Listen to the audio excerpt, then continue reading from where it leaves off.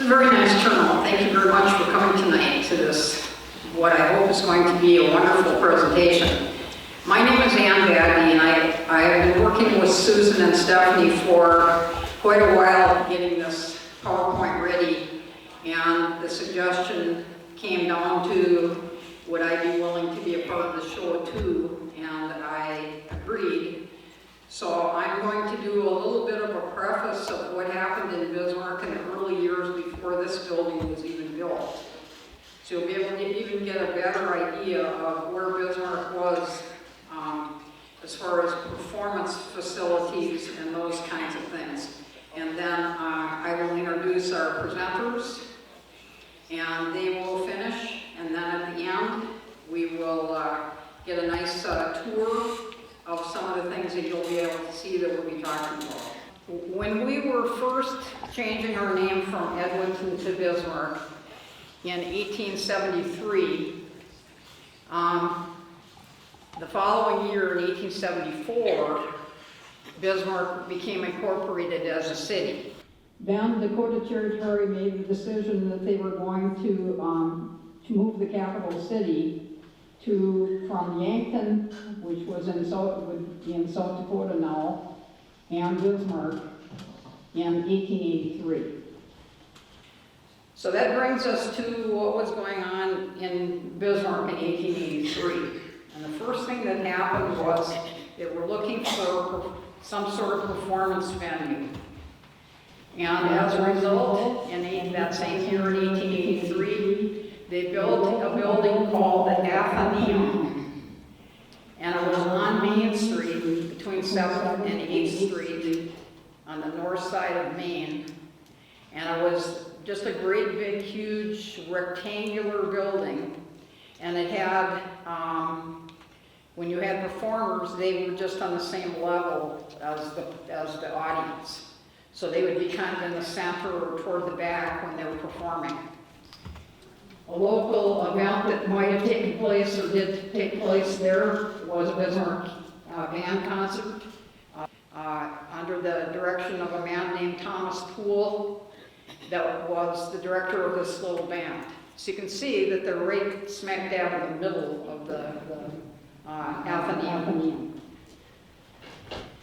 This building had 4 pot-bellied stoves that were run by coal. And so therefore the building heat was very unreliable. And as a result of that, depending on where you were sitting, you would either be freezing or you might be crying. And so the heating facility was not very good.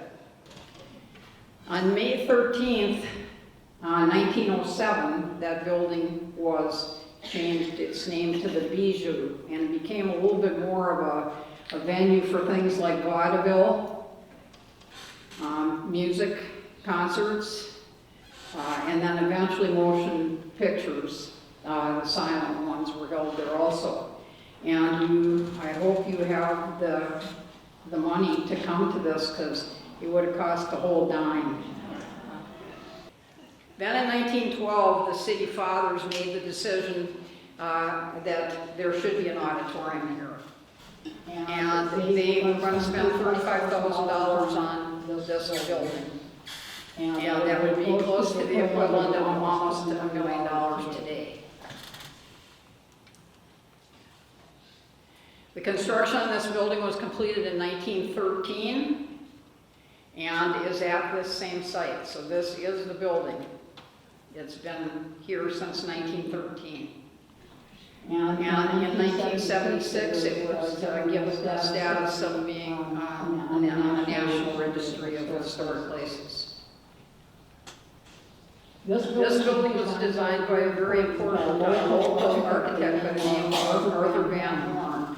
He is also the one, along with Belle Mehus, that built the Prince Hotel and several other things. And the company that built it was a Bismarck construction company.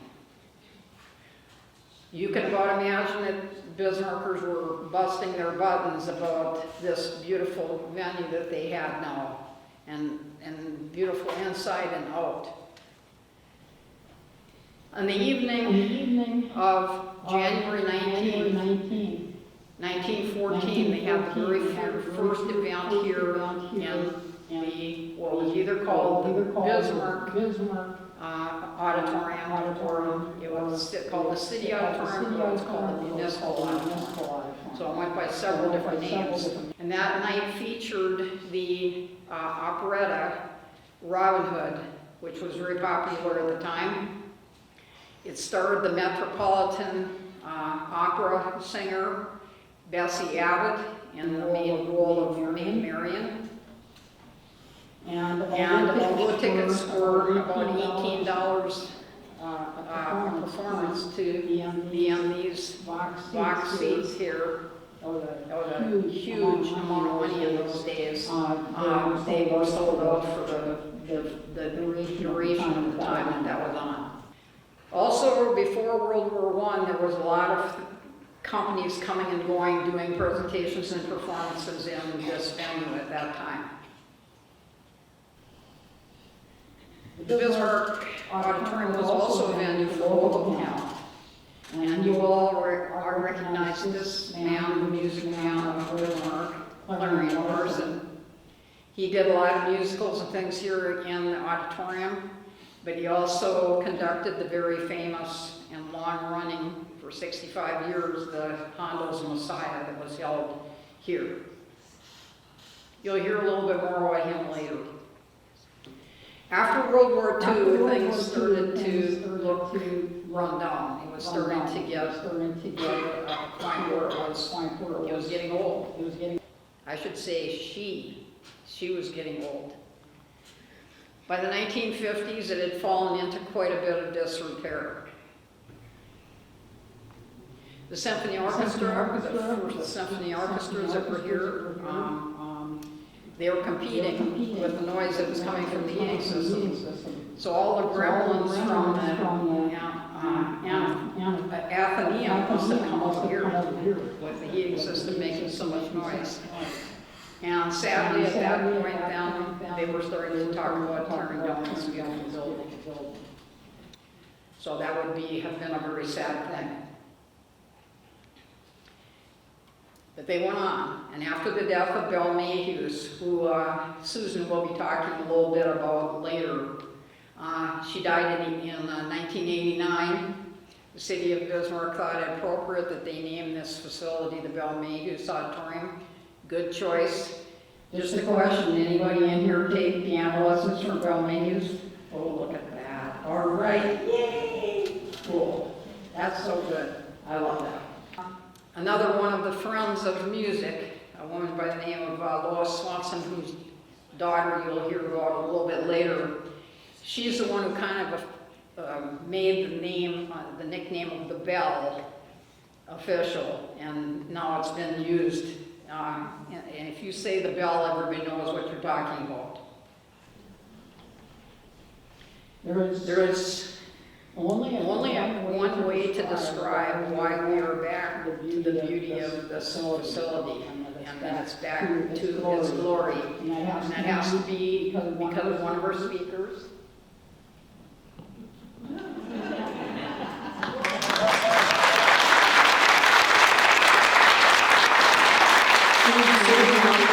Who became the chairperson for the Friends of the Belle. And so this all started to kind of come to the beginning point in about 1992, right?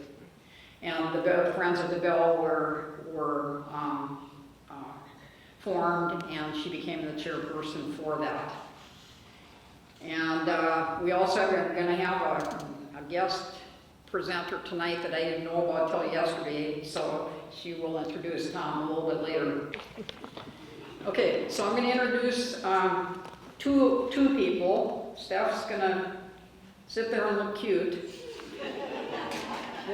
This is Susan Lundberg, and her resume was like longer than my arm. So I'm going to give you the highlights, although you probably already know them. Susan Lundberg is the executive director from 1992 to the present of Sleepy Hollow Theater and Arts Park. She was the executive director of the Bismarck Mandan Symphony Orchestra from 1992 to 2005. She is a past president of the Bismarck Arts Association. She is a board member of the Bismarck Arts and Gallery Association and a founding member of the Gallery 522. Susan is an accomplished performance actress and a talented oil and watercolor artist. She has served as a director on many boards in the city of Bismarck, and she has received many awards and honors in Bismarck as a strong advocate for the arts. So that's Susan. Stephanie has been the president of the Sleepy Hollow Theater and Arts Park from 2000 to the present, its educational coordinator from 1992 to the present, costume director from 1992 to the present.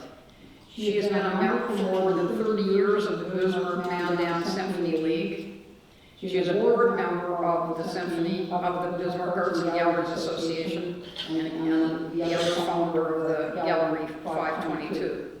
You will see some of her work on here. Stephanie is a talented watercolor artist who specializes in portraits and landscapes. She has been a juried artist for Vega and also the Shiloh Schaefer Gallery in Medora and her own Gallery 522.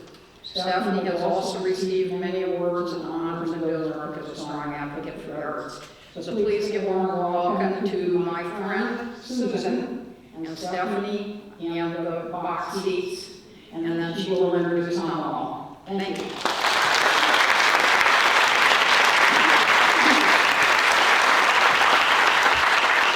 Well, thank you everyone for being here. It's such a pleasure to be in a lovely spot with good friends. Well, good friends are what make things happen, and Tom Wellin has been a friend of Bismarck and of the symphony for all these years. And we brainstormed this because Tom was director here, and he and we were giving presentations here, and it was in terrible shape. And we had buckets between musicians on the stage when it rained. The wall backstage here was white with all the crustaceans of moisture and so forth. There were no dressing rooms. It was pretty sad. Anyway, so Tom and I started talking, and that's how this all began. So I want to introduce Tom, who's also going to talk. Tom Wellin, my good friend, who's the conductor of the symphony.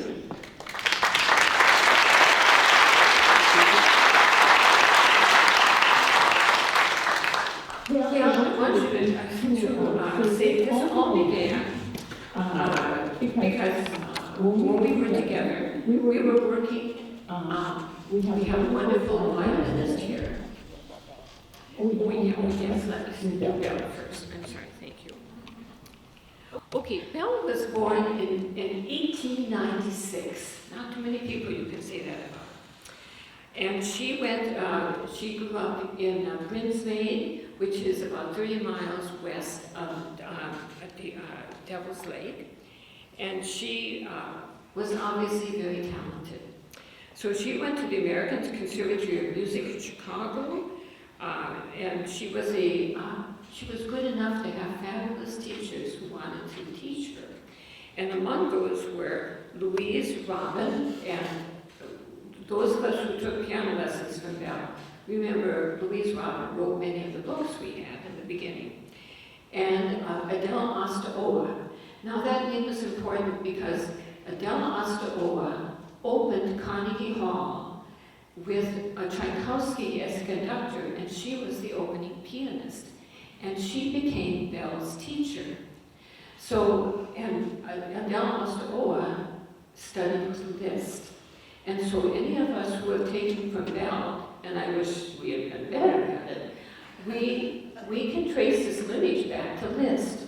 So Belle was a very important person, and as you remember, she always sat right over here so she could see the pianist's hands, and she always sat in the same place.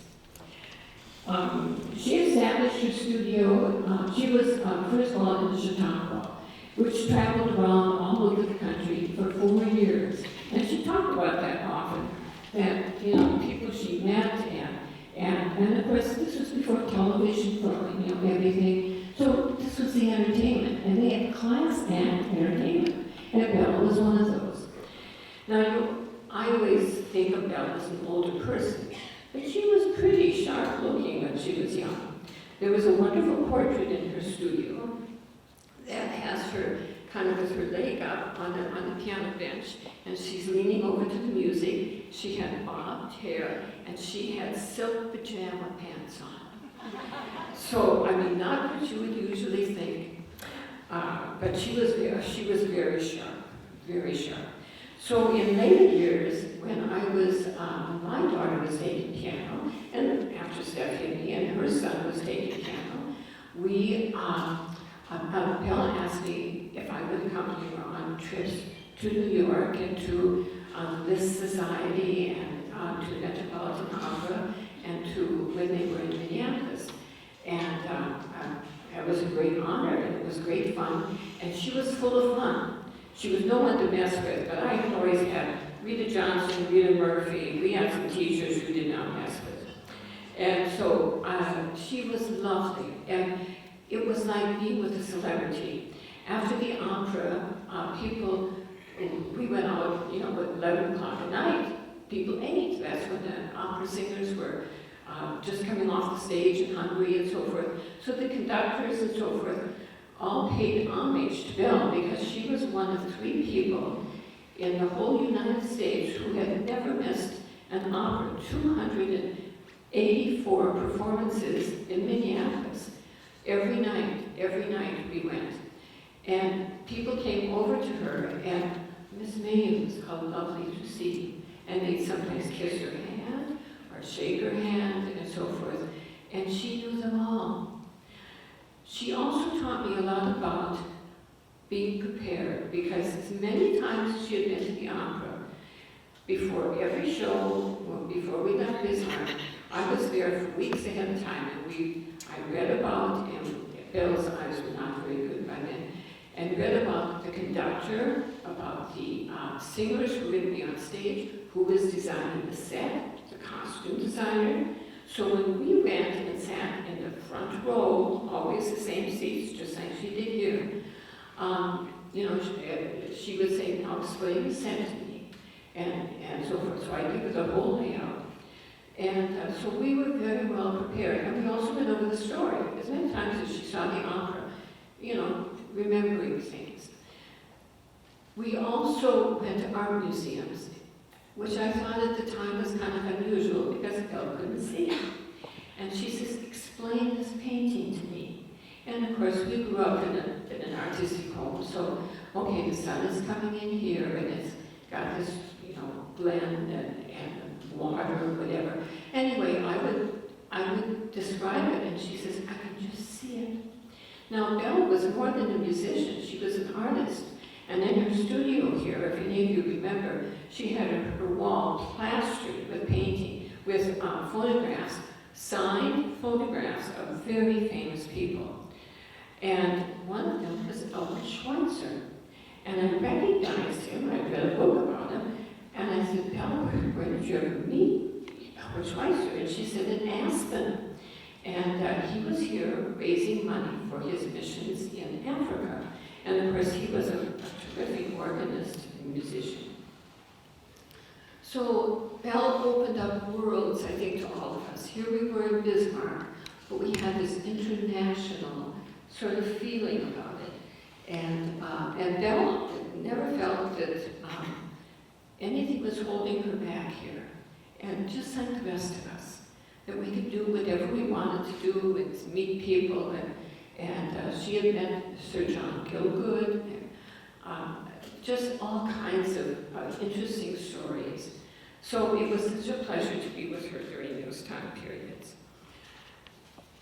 Well, when Belle died, and as Anne had said, it just seemed appropriate somehow that we should name the auditorium. It's called the City Hall most of the time. And so I went to the City Commission and asked them to do that, and they were kind of a little surprised. But I don't think they could think of anybody else worthy, and they did it, and I think it's been a nice name. And of course, not too many people are named Belle, so it's very unusual even these days. So, so that's how things kind of began.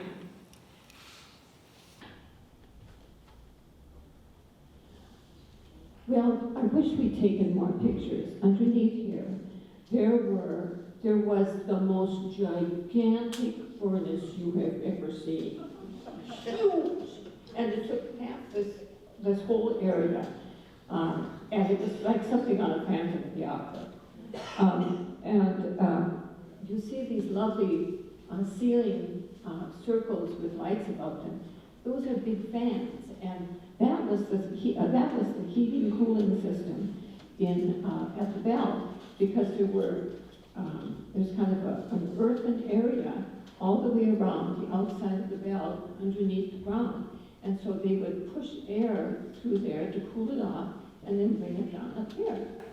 Well, of course, it hadn't worked in years, so, it got to be really difficult to have things in the summer here at the Belle. It was just, there was no circulation, it was very hot.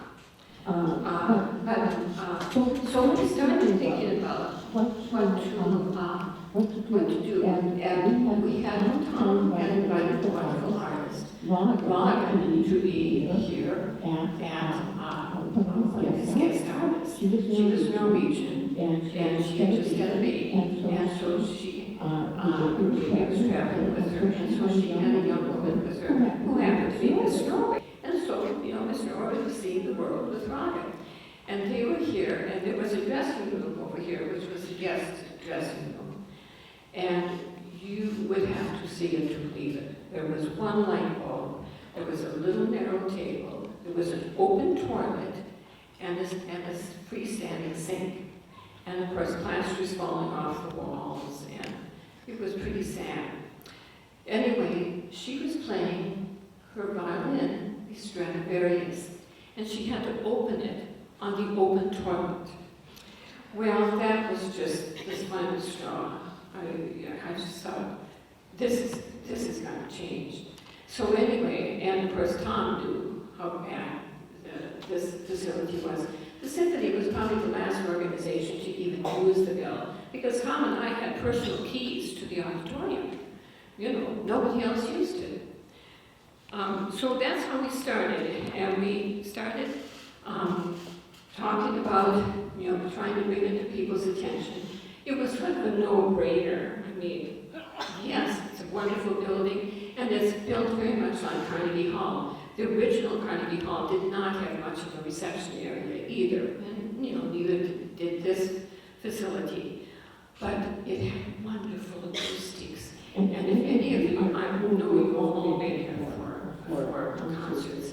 And when I was with the symphony, of course, I was running around. When we came to Joe Maya's, and we were singing the last row up there, it was just a wonderful, incredible experience, because it was like we were in the living room, and she was just talking to us, and it was clear and crystal, and she was just loved it. It was intimate, just the way the arts are.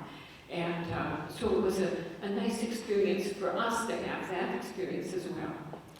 Anyway, so Tom and I were making noises about things. And we wrote we made buttons, and I asked for $5 to cover the button, and I didn't want, I was thinking it could be $5, this was kind of ridiculous. But I didn't want people to think they were making a contribution to saving the Belle for $5. So we had to do that separately. And then we invited to have all the commissioners have a meeting, and we invited all the commissioners separately to come and see. A lot of them hadn't been at the Belle to see what it was like. And it was, and so most of them came, and they had put it backstage. They didn't know what the situation was with the bathrooms. This bathroom incidentally, you could use this bathroom, the artist could use it, except that you could hear it flushed out here. So it was kind of embarrassing. So that's started out, and Lois, are you here? Well, Lois Swenson and Britt, and of course Britt is her daughter, and Lauren. So we hooked up with Skitch Henderson, we'll talk about in a few minutes, and so Britt gave a benefit concert here. And of course, Britt was one of Belle's students, and she excelled in violin, and she went to Juilliard. You know, it was still not that many people get into Juilliard, especially from North Dakota. So a very talented, lovely young lady, and she dedicated that so the money went to the Belle.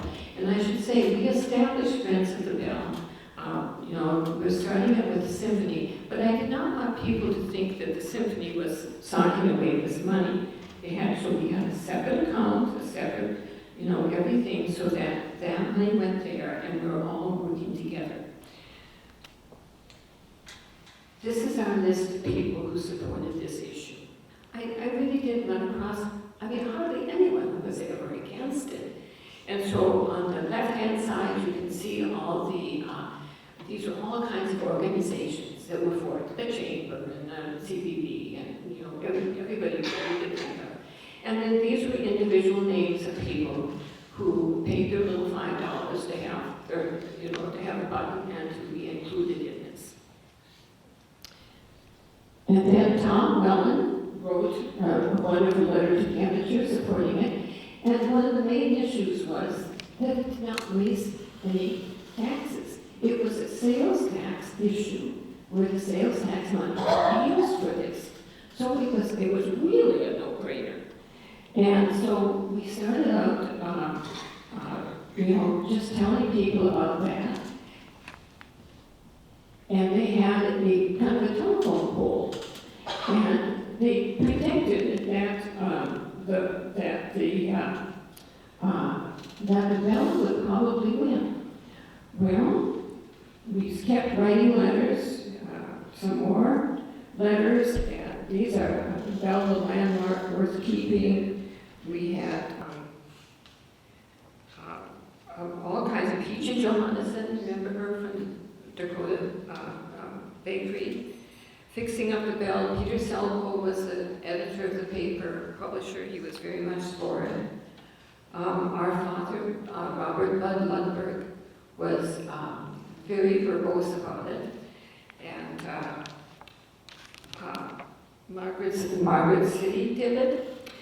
And we finally came, and we had pink lawn signs. Well, nobody has pink lawn signs, as you know.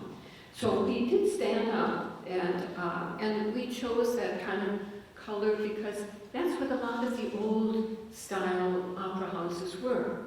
They kind of had that rose color tradition. So we did. We won. And it was a 54, we had to have 50% of the vote, 54%. And at the same time, it was the bowl was up for only $300,000. It was kind of the beginning of the BSC bowl. Dick Helgard, who many of you remember was head of athletics at Bismarck High School and BSC and so forth. And he was working with the bowl, and and he called me up and said, well, would you like to go half and half on television ads and newspaper ads and so forth? And I thought about it, I liked him and everything. I said, maybe not. We'll do it on our own. It came to me. So who was going to be mentioned first? Do you think the arts would be? Probably not. And so I thought, we're just going to do this on our own. And we did.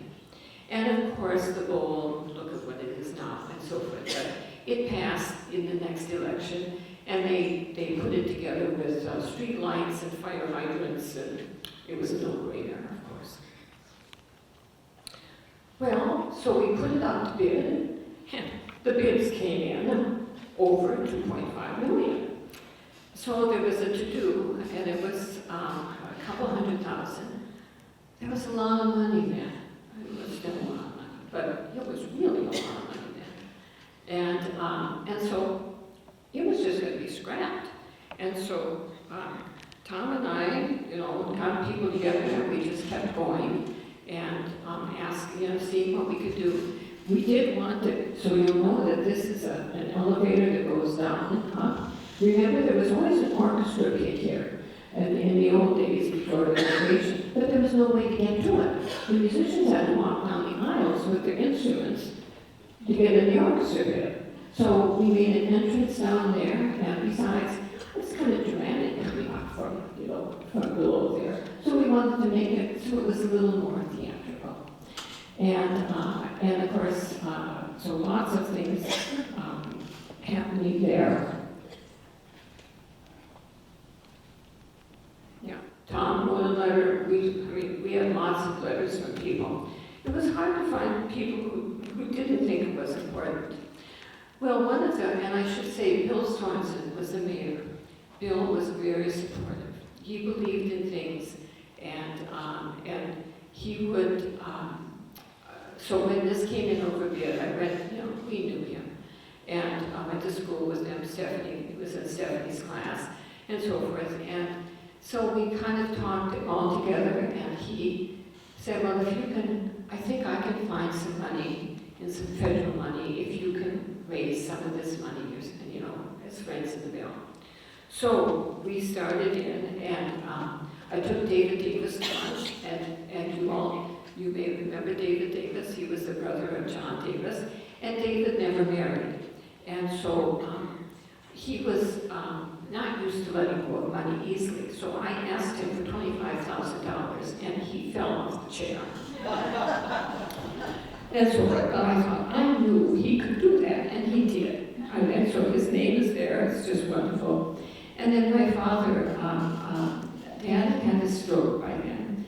And so, but then of course, every dinner table conversation was about, okay, who can you talk to? Okay, do you know this person? And blah, blah, blah. And Mom and Dad had been here longer than we had, so they knew people. And Dad said, I wonder what Harry Pierce would say. And so I knew of Harry Pierce, I knew the Pierce family and so forth, but he was older than I was. But, I was back at the symphony office, and I thought, well, I'm just going to call him and ask. And so I called General Motors, a little presumptuous, and asked to speak to Harry Pierce, who was the vice chairman of that at that time. And he got on the phone. And I said, I'm Evelyn Lundberg's daughter, I'm executive director of the symphony. We're trying to save the bell, and gave him the whole lowdown, talked for about an hour. And he said, well, would you send me all the information? And so I sent him, the blueprints and, everything I could think of, and so forth. So not too long later, Tom and I were in the office, and we got a Federal Express. Well, I never got a Federal Express at the symphony, and it wasn't very common then. And I thought, who is sending this? And we opened it up, and here it was Harry Pierce's letter, and he had the check was there for and it was $44,500. That's what we needed to meet the goal. And so he did it. And I came home and I asked, I was so excited and said, Dad, you'll never believe what happened.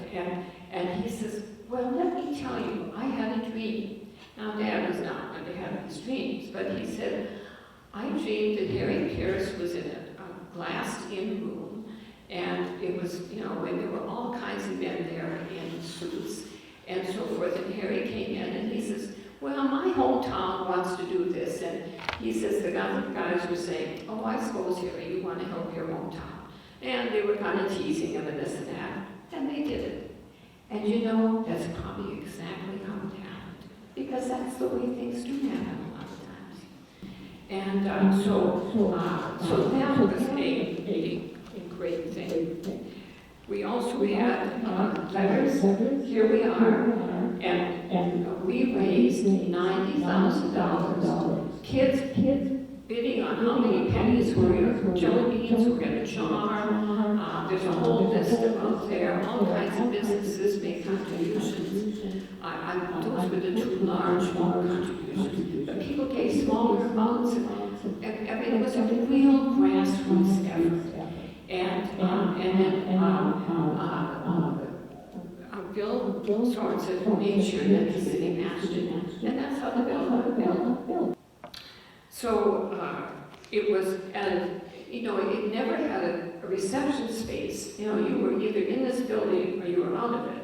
And of course there was, you know, so there was a space between here, and so we used that. John Swanson was the architect, and we made the space that used to be kind of offices or whatever, maybe it was storage or something. We made that into a reception area, and then dressing rooms are in the back here, extended back a little ways.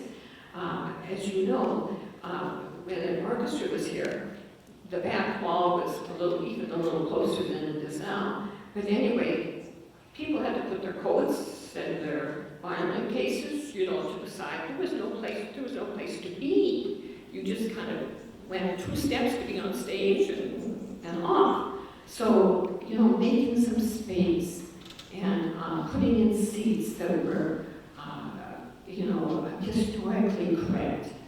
And just making it the way it was. Because they took out all this plaster. They literally took out the balconies and plastered it over. And I was in high school in the civic choir, in our high school choir, which was a big deal. And I remember standing here on stage and thinking, that is the biggest sign I've ever seen. They had a sign right where that balcony is that was gigantic, and it said, "No smoking." So, have no decorum. So all we did with this is put it back to where it was. And it just was, you know, terrific. Now we had Rosemary Landsberger was our teacher a long time, you know, wonderful artist, traveled the whole state. And, you know, that's kind of a long, narrow area there. And so we figured, you know, I thought, well, we need something visually that doesn't, you know, doesn't let you see without, you know, physically being there. And so she created this wonderful triptych of a scene with water and trees and so forth. So visually, you don't feel confined like you're in this narrow hallway. And she did a lovely job. And I'm going to have Tom Wellin talk to you about what happened on the stage.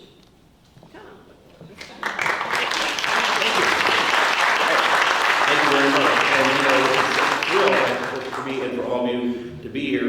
This is 30 years ago that we did this, so we're counting in decades now. and just the experience of going through the restoration was really amazing, working with the architects, the engineers, the contractors, and I would drive by, in the winter, January months, and the contractors would be up there in the iron I-beams, in 30 below zero weather, whatever they were doing. So those people really put a lot into restoring this building. But one idea that we had from our board of directors, James Boschker, who used to be the organist at Trinity Lutheran Church, he and I were talking, he says, you know, it would be nice to get a new concert piano for the auditorium as part of the opening. So we kind of looked at each other, and I said, well, we didn't really have a picture. We thought maybe we would have a Steinway. So we went down to Eckroth Music, who has been great for the orchestra for the many, many years I was there. They were super supportive. Anyway, we bought back to the $5 deal. There was a cardboard keyboard, and we bought that for $5. We walked down to the Bismarck Tribune, who was also very supportive, and Jim and I held up this cardboard keyboard, and they took a picture of us, and they said, Symphony seeks to purchase a Steinway concert brand as part of the renovation of the Belle. So we had raised some funds for that, and we were getting $1,000 for each of the keys, so that would be $88,000. The Steinway at that time was about $68,000, which is a bargain these days. And so I got a call from Susan again in the office, and she said, you have to come down here right away because Tracy and who else? Greg Cleveland. She said, they're in our office and you just have to hear what they have to say. So I came down to the office, we sat there, and they said, well, we saw your article about, buying a Steinway for that Belle and the symphony. He said, well, we just like to buy that for you.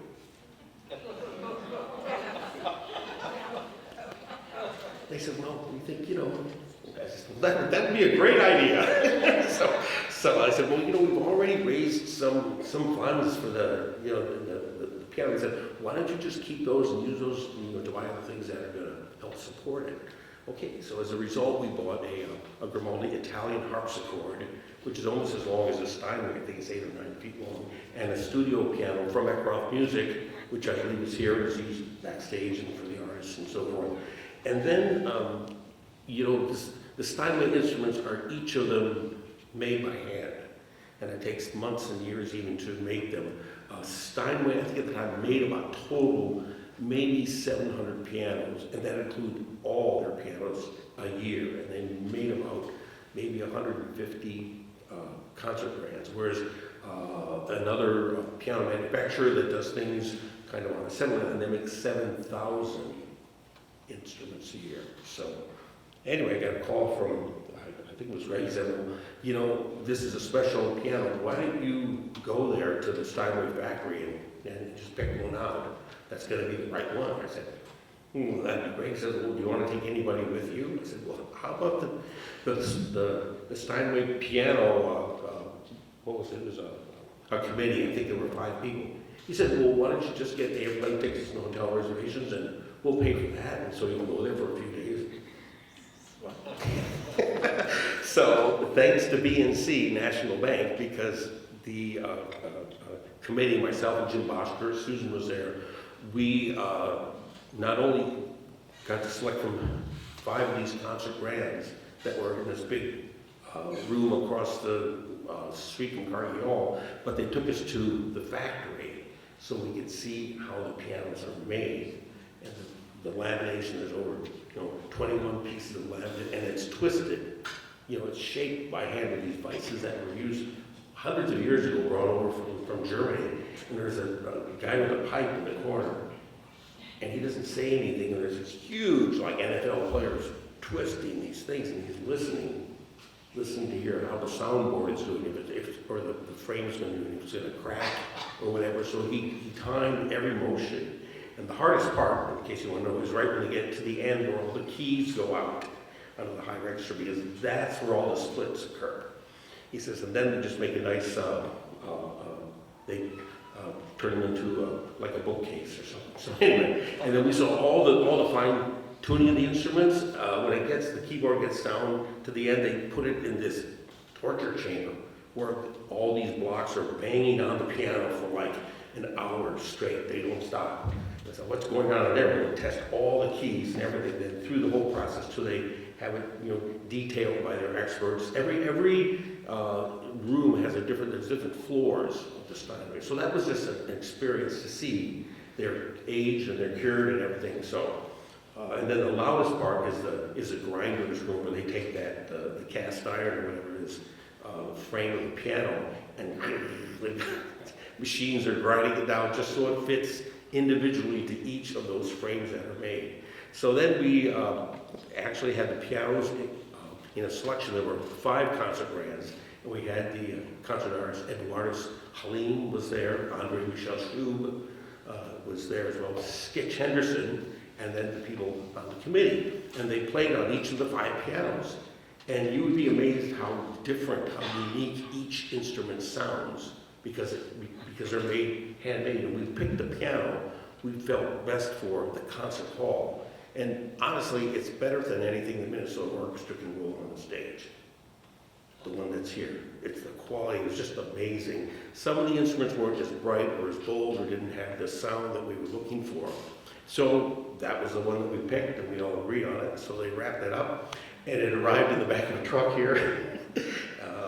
And I forget when whatever it was before the opening. So that was a real experience to see how the piano was made, and how it was, handled and the delivery. Also, thanks to BNC Bank, who, without them, it would have been a long, hard road to get all of those 88 keys underwritten. So, there you go. Thank you.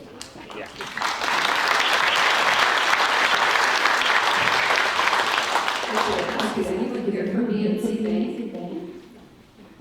I wanted to certainly acknowledge that if they were, because it was a wonderful gift.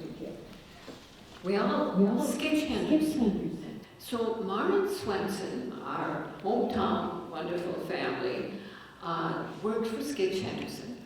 And Sketch was, I don't think most of us realize, started out in Bismarck. He was from Halstead, Minnesota, and he was born in England. His mother died. His father didn't know what to do with him, so to speak. So he sent him to his sister, who was in Halstead.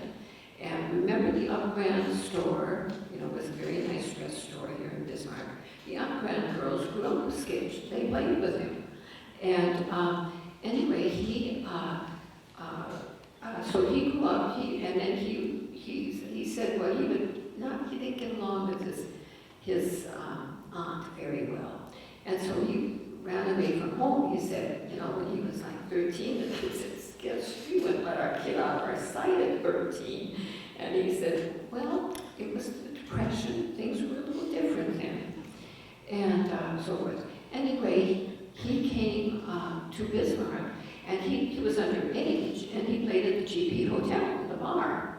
And he worked at KF Hogar, and so we hooked up with Bill and Marietta Ekberg, and they talked about the old days at KF Hogar and so forth. Anyway, it was delightful, and so he was here because Maren asked if he would come and open the Belle, and they traveled together here. Maren spoke Norwegian, so when Sketch took his New York Pops to Norway, she was the translator and so forth. So obviously very well regarded, and really took care of him.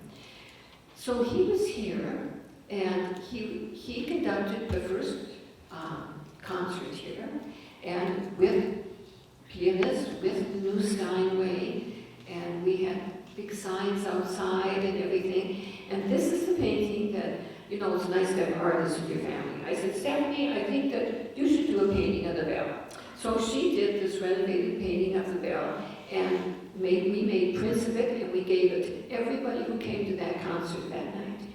So it was a commemorative piece. It was a historic time, and nice to have that. Now, other things that we also did were, we have a wall talking about Belle, and so her sister, by the way, was the youngest American to ever solo with the Berlin Philharmonic. As I said, Belle was born in 1896. Her mother died in the 1918 flu. And so Belle was like 22 years old, and she says, I was always tall. And she says, they thought I was older than I was. But, losing your mother at a young age is very traumatic. But anyway, she was kind of the head of the family then. And so she and her sister was very accomplished, obviously. They sent her to Berlin to study and so forth.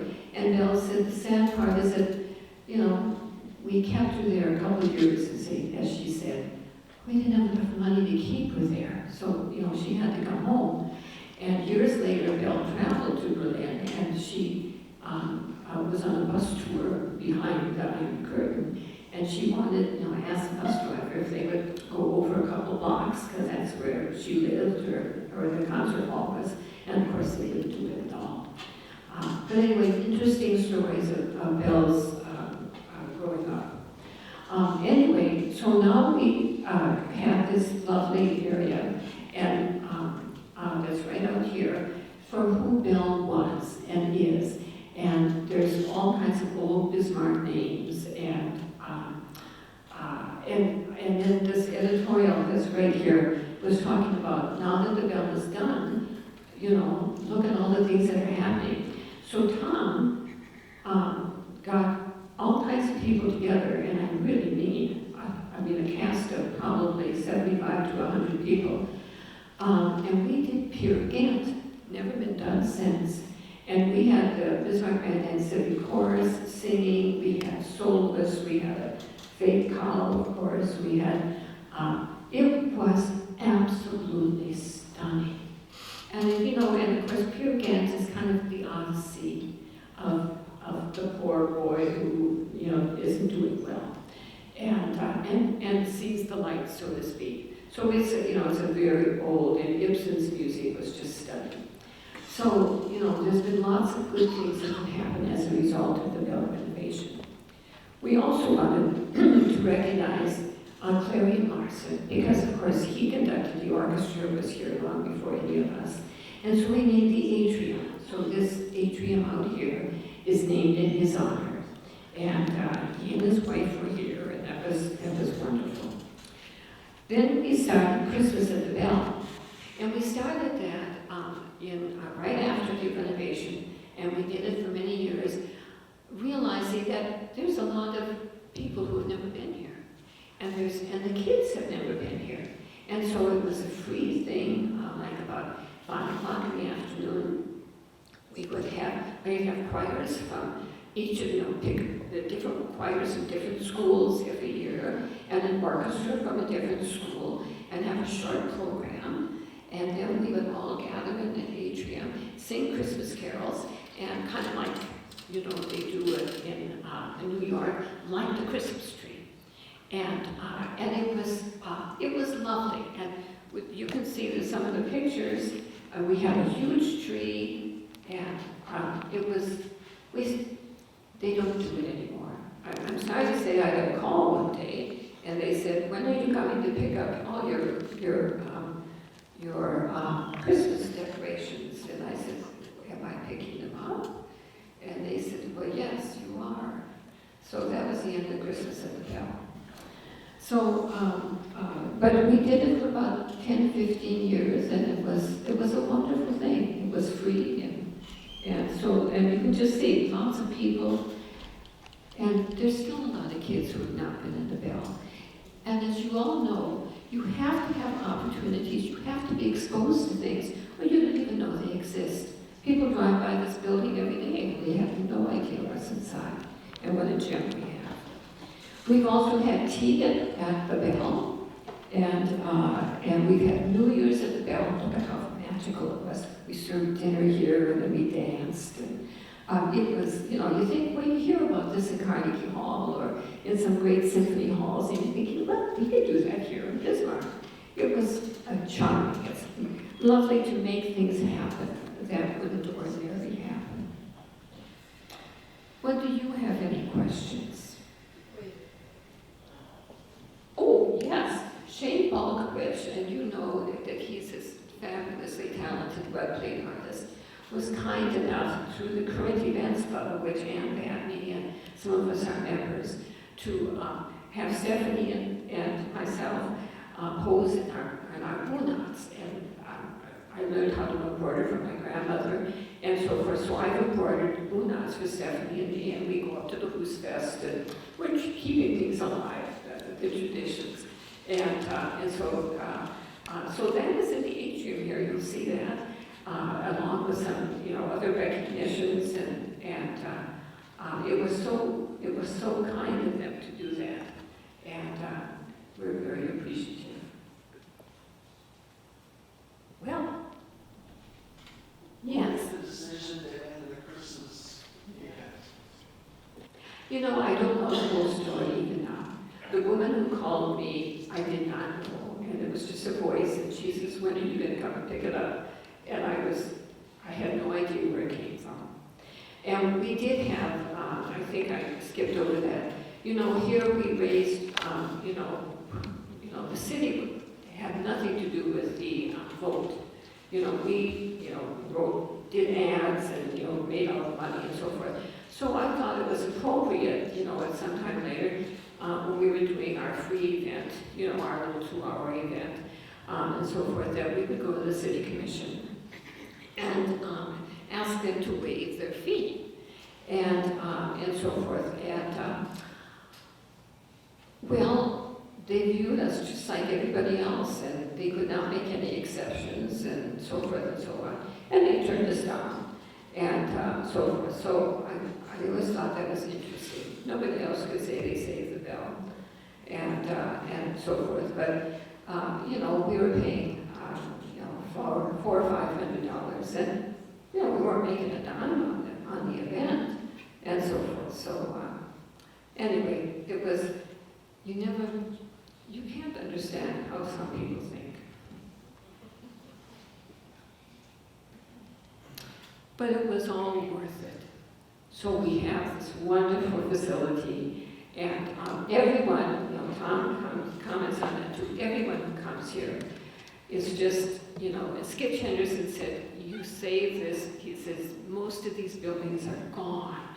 He says, I travel around the country, and it's just sad, so you've kept it. By the way, Sketch is being inducted on Sunday, I think it's September 28th, at the Dykshawn Park in Mandan into the North Dakota Music Hall of Fame, along with Richard Torrance and Chuck Suki and some well-known people. But nice to have Sketch recognized.